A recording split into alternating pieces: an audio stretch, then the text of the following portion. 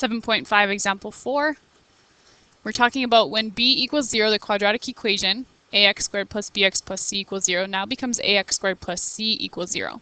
If this equation has a solution, it can be solved by using square roots. So example 4 says solve each equation and verify the solution. So again, before we factor, we need one side to equal 0. So we're going to bring everything over to the left. Subtract 8 from both sides. 3x squared subtract 15 equals 0. Now I don't have a b value. My b value equals 0.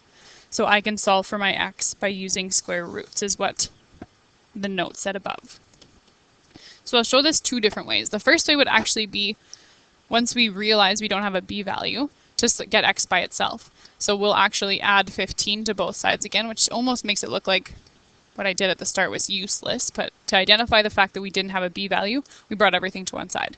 Now I'm adding 15 to both sides, so 3x squared equals 15, because I'm trying to solve for x. It's getting x by itself.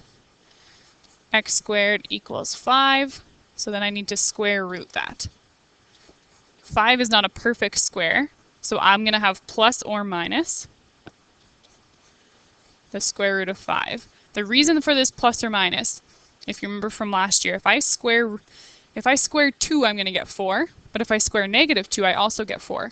So that when I square root 4, I must get the negative and the positive of 2. I don't just get the positive, because two negatives multiplied by themselves become a positive as well.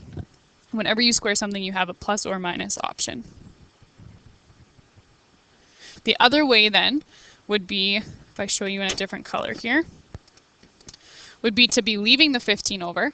So if I have 3x squared minus 15 equals 0, factoring out that 3 that we see, so x squared minus 5 equals 0, and we're trying to solve what would x need to be 0. So then we can kind of forget about the 3, and then we end up sending the 5 to the other side anyways to factor that, which would be x equals plus or minus square root 5. You get it either way. You end up sending a term to the right-hand side anyways, so doing what our method 1 first would save you less work. b x plus 3 squared equals 20. So we see that squared right away. Let's get rid of it because we know we need to solve for x. What is my x value? And right now that whole term is being squared. So if I square root this, I need to also square root 20. When I square root x plus 3 squared, I just get what was underneath the root, x plus 3. And then I get root 20 because 20 is not a perfect square. Subtract 3 to both sides.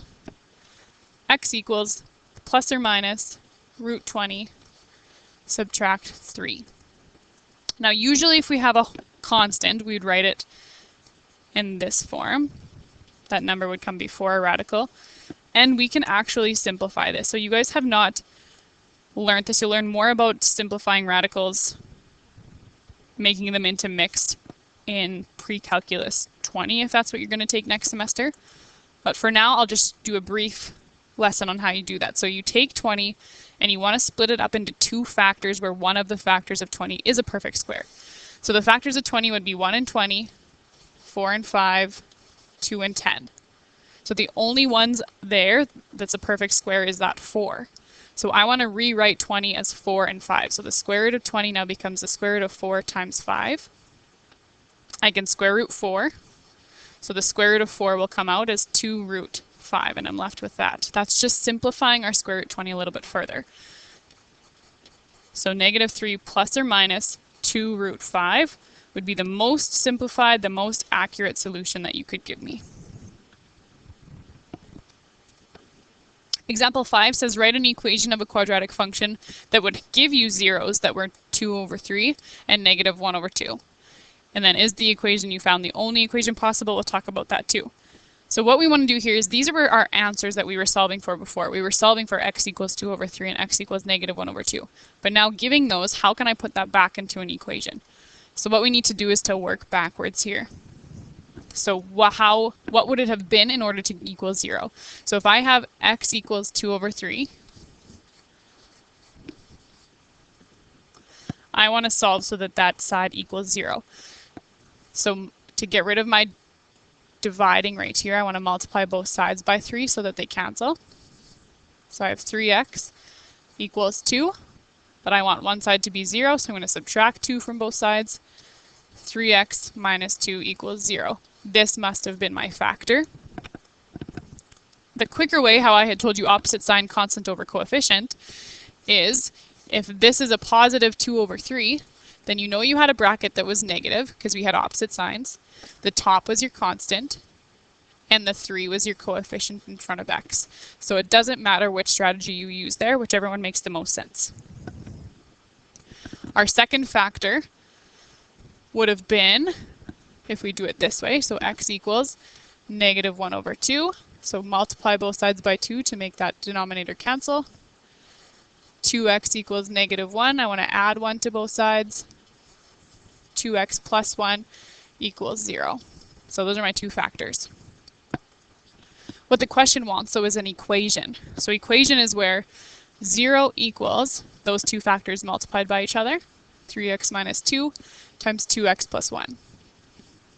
Using FOIL, we can expand this. So first term, 3x times 2x is 6x squared. Outside 3x times 1 is 3x. Negative 2 times 2x is negative 4x. Negative 2 times 1 is negative 2. Simplified, 6x squared minus x minus 2. If I would factor that and start from the top, I would end up getting these two things as factors, and my zeros of those factors is what the question gave us at the top. So that's just working completely backwards than what we did at the start of this lesson. The second part of that question said, is the equation you found the only equation possible? Our answer is no. The reason for that is I could multiply this whole equation by any constant, but when I factor that out, my factors would still be the same. So I could double this whole thing and have 12x squared minus 2x minus 4, but my factors would still be the same thing with a GCF of 2 on the outside. I could cut everything in half. I could multiply everything by 7. I can alter it by everything changing at the same time, and I would still get those factors. So this is the base one without a GCF, but if I chose to multiply them by anything equally, everything multiplied by the same thing, then I could easily come up with another equation with those same factors. Example 6 says Matthew solved the quadratic equation as shown. We need to identify and correct any errors in his solution. So he started with 4x squared equals 9x. He decided to divide both sides by x. So 4x squared, divided by x equals 9x divided by x. 1x cancels. 4x equals 9 divided by 4 and got 2.25. So the error here is x could be a 0. So if you remember from Unit 1 when we were identifying errors, so false assumption, can't divide by 0, things like that, that is the error that he makes here. So yes, I can divide both sides by x. Yes, my x squared becomes x, and my x's would cancel on the right side, leaving just 9.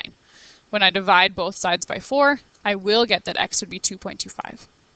However, if my x value is 0, my error happens in this step. I cannot divide by 0 because then it's undefined and does not exist. So we can write that there. X might be 0.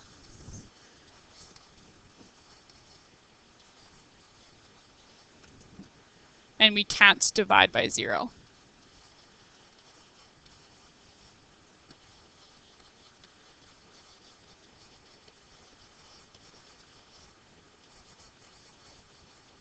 Ooh, can't spell either. Can't divide by 0 or spell 0.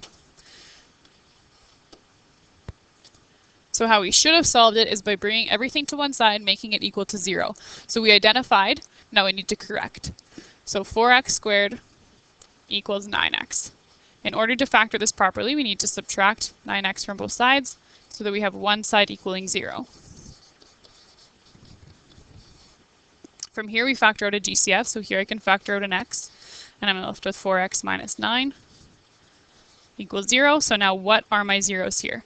Yes, x could equal 0. We've shown that right now. My first term, in order to make x 0, x would have to be 0. In order to make my next factor 0, opposite sign, so positive, constant over coefficient, 9 over 4, which is 2.25. which is what he had found, but he's not taking into consideration that the x could have been 0. So how you would correct that is by actually factoring, like we've learned how in the rest of this unit.